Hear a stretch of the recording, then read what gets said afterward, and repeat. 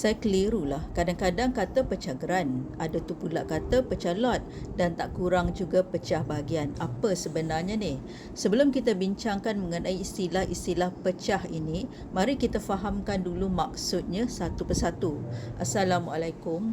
Umumnya pecah geran ke, pecah lot ke, pecah bahagian ke, semua istilah ini adalah mempunyai tujuan yang sama, iaitu untuk membahagikan satu geran tanah induk, contoh geran kongsi, kepada beberapa geran individu supaya setiap pemilik tanah akan dapat geran masing-masing di atas tanah sendiri, dengan kata lain dapat geran individu. Inilah yang setiap pemilik tanah inginkan. Pecah geran adalah istilah yang biasa digunakan oleh orang awam, tapi istilah yang lebih rasmi dan tepat adalah pecah bahagian.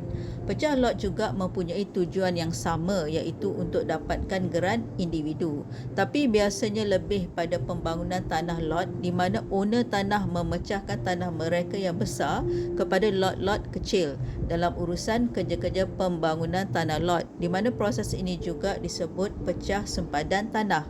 Sekarang dah faham kan? Jika anda mempunyai sebarang kemusykilan dalam urusan tanah, bolehlah WhatsApp kami di A Legacy Empire Properties. Jumpa lagi di topik yang lain. Sekian.